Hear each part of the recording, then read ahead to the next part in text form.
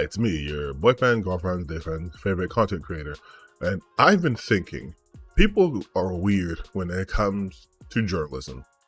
I mean, across the board, right? Throughout history, you have people in power who have always gone against journalism because journalism exists to basically expose the truth. It exists to tell the stories that need to be told, even though there's people who don't want them to be told. And that's being very general, but since this is a gaming focused channel, we're gonna narrow it down to gaming. A couple of days ago, Neil Druckmann did an interview with a interviewer for Sony. He works for Sony. He works Naughty Dog, which is a studio underneath Sony. And Naughty Dog, obviously, Last of Us, Last of Us 2, The Last of Us Part 1, which is the remake, The Last of Us Part 2, Uncharted, and of course their flagship title, Crash Bandicoot. Very popular studio, right? He's a big name. He has clout. He has the juice. And so he does this interview. And once it releases, there's a huge negative backlash to this interview because he essentially talks about how he's the best and he's the greatest and yada yada yada. But then it turns out that the interview was heavily edited to literally make him say shit he did not say, which already bad. But something I noticed was that the backlash that I saw wasn't from the usual suspects, right? It wasn't from the people who consistently go after IGN, Polygon, Kotaku, PC Gamer, literally anyone at journalism space. And yet, this was one of the most egregious examples of just mismanagement, the biggest example of just lying, creating a narrative, all of those things they accuse other people of doing. And that was done by Sony to a Sony employee who has the juice. Imagine if that was just a new person, a person whose game just came out. What if that was the Arrowhead CEO? That could kill things. Oh, well, he thinks he's this guy? Well, fucking, we're not going to support his game anymore. I mean, Sony already kind of fucked over Arrowhead not too long ago, too. A lot of weird things happening at Sony. But I noticed the usual suspects weren't clamoring. They weren't saying this is why media is dead and whatever. This is why we can't trust corporations. In fact, they were relatively quiet. It was the people who usually get dunked on, who get shitted on for existing, for writing, for being journalists, who are the ones saying, hey, this is fucking bad, right? This is real bad. And this is why journalism is important. I know you guys hate game journalists, which is honestly so stupid. If you are in the gaming space, gaming industry, you're a content creator, you are just a fan of gaming, without games journalism, the games journalists, those websites, you have nothing. You have nothing. You would end up with puff pieces. You end up with corporate mandates and messaging being pushed out, press releases being pushed out as journalism. You'd end up with what happened to Neil Druckmann. He was interviewed by a journalist. He was interviewed by someone who works at Sony. And then because they don't have any sort of editorial happening there, they can just do what they want. There's no real oversight and just push that out. Again, had Neil not have addressed it, it would have just stayed that way. There wasn't oh my God, we let the wrong copy go out, which again is kind of a thing why you didn't editorial staff, but it wasn't we let the wrong copy go out and we're fixing it. It was, this is what Sony put out. And then the guy was hey, that's wrong. And when they got pressure because he's a big guy, then it was oh, we retract our thing. We made a mistake. We feel terrible. But again, had it not been a big guy, who knows what would have happened? We need journalism. We need outside sources who aren't literally being paid by companies in order to, give us accurate information.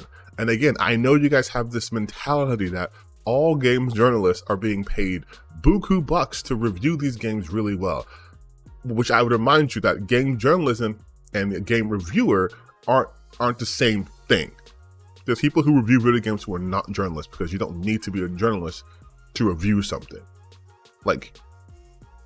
You don't. You actually have to study journalism to be a journalist. There is no universal reviewer classes or something you take. Like, you can be both, but it's not inherently both things happen. Anyways, when you have good game journalism, you get information, right? You like, do you think we would have known about all the crunch? Do you think we would have known about the terrible shit happening at Activision or Ubisoft or any of those companies if we didn't have game journalism? You think Ubisoft would have released the fact that they've had like multiple sexual harassments or, you know, workplace crunch or just low morale? You think like that would be listed? You think we know about any of these game studio closures outside of when the companies would tell us, oh, well, you know, we decided to go a different direction without actually seeing what really happened? Like, we wouldn't hear the other side of the story because you'd have these big, huge corporations controlling everything, which I would think a bunch of gamers would be against.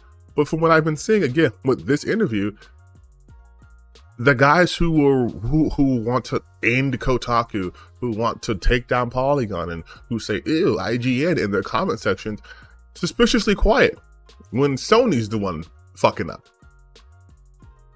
We gotta get away from this mentality of just like, they're game journalists, they're evil, they're bad, they're this, they're that.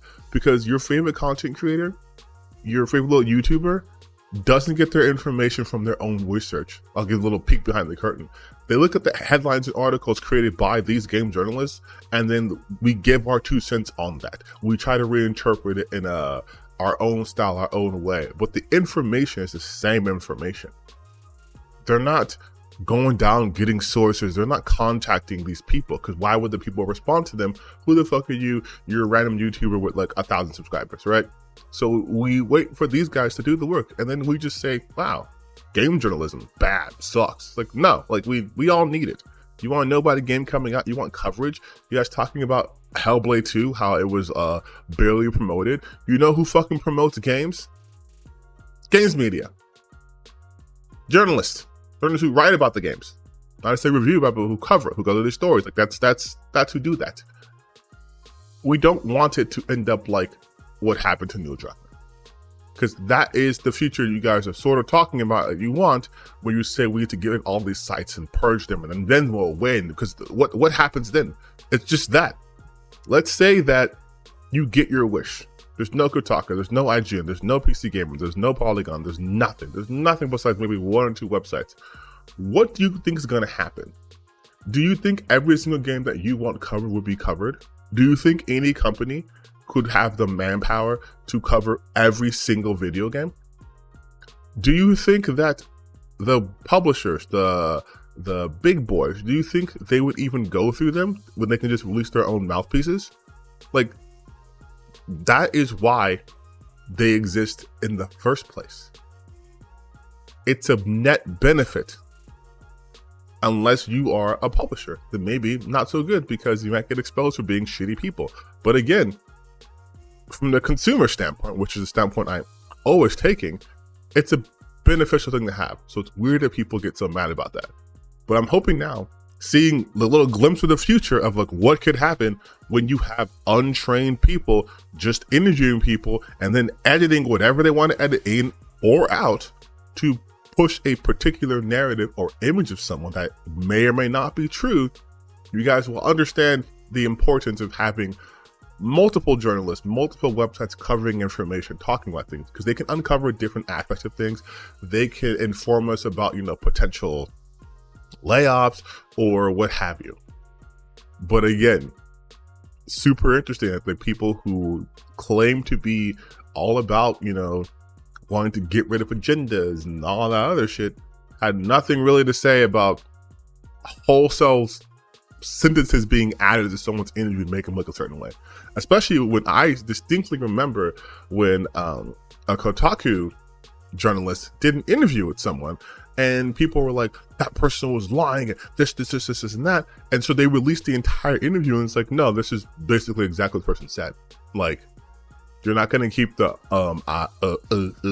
well, I think, like, tangents in there when you can just get to the point of what you were covering. But again, that person also released the entire interview unedited, and it was like, yeah, same shit. Like, and I'm not saying everyone needs to blindly trust any media, any journalism. No, But that's why you're supposed to have multiple sources so you can corroborate things. I don't get my information from just one website. I don't just go, oh, well, what Kotaku post that once we choose, I will look it up and see, well, okay, Kotaku's talking about this, IGN, PC Gamer, Aftermath, like all these websites are talking about this. There must be some truth to this, there must be something going on, and I can look into it. But like, that's the benefit I have by having these journalists doing all the work, multiple journalists doing all this work and covering it, and I can just go on Google. I used to go on Google and just type some stuff in, find some stuff out, put some pictures up, be done. But that's because of journalists. So I know this was kind of a long, weird, random video, but I just want to get off my chest. We gotta stop fucking cannibalizing ourselves. Like, everyone in the gaming industry serves a purpose, besides those losers who get mad that a character doesn't have enough butt showing. But like, in general, we all have a purpose. So to be upset people fulfilling their purpose, especially when that purpose allows for multiple other people to have their purposes, is a bit weird. And for Sony specifically, what's going on with you guys? Because not only do you have this interview issue happening, you also had the whole Helldivers 2 thing. You still have issues with that, and you still have issues with Ghost of Tsushima, because again, they want to push the PSN, and a lot of people don't have access to that.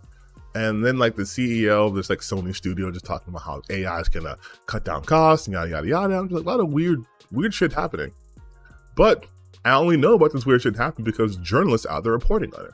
So just next time you guys get mad that a editor exists, or man, I can't believe this IGN article exists, understand that the reason it exists more often than not is to inform you of the shit going on, to make you a more informed consumer, and maybe just a more informed person. But this video is done.